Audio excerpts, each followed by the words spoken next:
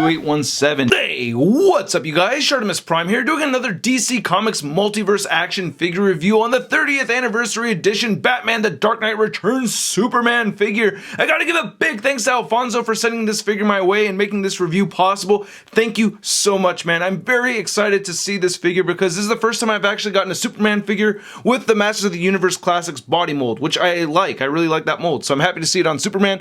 You get some Frank Miller artwork right over there. On the side, not much going on. On the back, you can see the figure. And then in the other figures of the wave, you can see one of the Sons of Batman. Then you get Batman over there, which I did pass on. Thanks anyway, dude. But I do have the first version that came out with the black and gray. Then you get the Frank Miller Superman over there again. All right, let's get to it and crack this thing open. And here's Superman out of the packaging. A pretty decent figure, I want to say. There's a lot of things that I don't like about it. I really love this buck for Superman, though. I think that part of it works out great. But as you can tell, he does not have a fist in either hand over there, and that frustrates the hell out of me. I don't like that.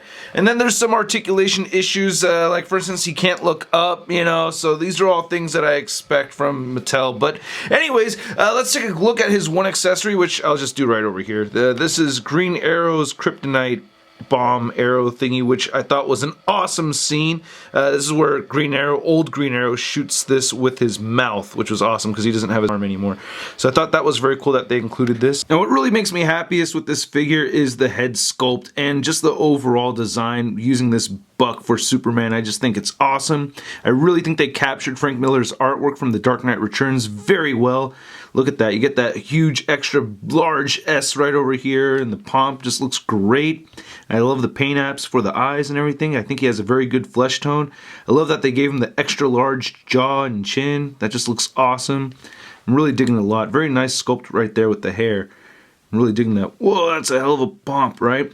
Anyway, looking at the cape over here, I like that it's nice and short. We'll take a closer look at that in a minute. But looking at the Superman S over here, I really think that they did a good job giving him a big Superman logo. Unfortunately, the deco missed a spot, so that's a little bit of a bummer. I do like that we get the added black paint, though. It's kind of tough to see, but there is shadowing effect on this figure. You can see some of the black paint over there. Really tricky to capture, though, on the camera. You can see some of it on the arm right here as well. So I'm always a fan of paint detailing. I think that looks really good. Unfortunately, though, we don't get any fists. Damn it! And he came out of the package with a little nick right over there on his hand. So, you know, I think it's good that we have at least one hand like this so that he can hold the arrow. But it would have been nice to have at least a fist. Maybe the right hand could have been a fist. Come on. Anyway, I like that the shorts are made out of this soft material, so you do get that leg articulation at the hips. So I think that works out very nicely. And then the legs look very huge and muscular, and I like how that we have more black paint over the blue. The boots look really good and everything. You know, big old beefy Superman. He does have the peg holes under his feet.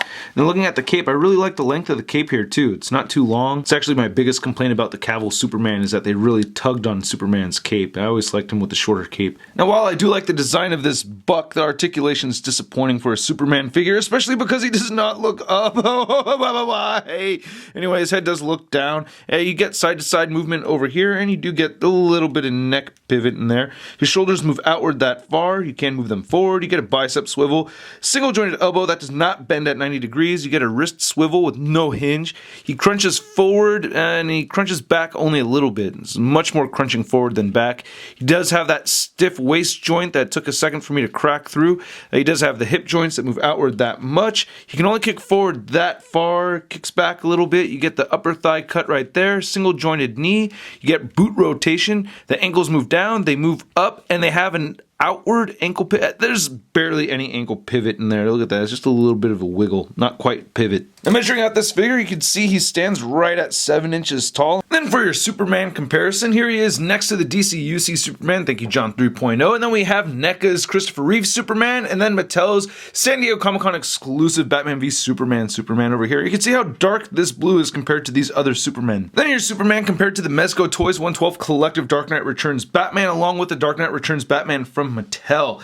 And I think the height difference between these two right here looks most cool to me. I don't know, I like that most. And if you're wondering if I'm going to try to get the Dark Knight Returns Superman from Mezco Toys, hell yes, anything 112 Collective, I want it. And then here's Superman next to the Marvel Legends Big Time Letdown Spider-Man. Now, while I continue to be frustrated with the lack of articulation on these DC figures, I have to say I'm still very happy with the sculpts. And for the most part, the paint apps are very good on this guy. Just a little problems with the deco piece right over there, but that's about it. So I really do like this, and I'm very grateful, Alfonso. Thank you so much, man, for making this review happen. And if you guys want to see more reviews, go ahead and click any of the boxes right over here. If you want more of that shart in your face, there's the subscribe button right there. Don't forget to click that over there. And then I also posted a review yesterday on the Kotobukiya Artifacts Plus Stormtroopers, so you can see that right over there. And then I did a video talking about the Doctor Strange movie teaser trailer, so you can go ahead and click that button over there. And then if you want to support this YouTube channel and help these videos keep coming, please check out the Patreon account.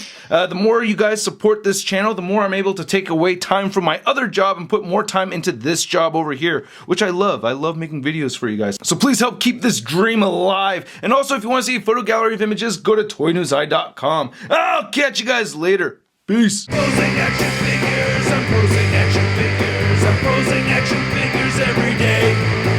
I'm posing action figures, I'm posing action figures, I'm posing action figures, it's okay. That's crispy. Ay, ya, ¿te gusta?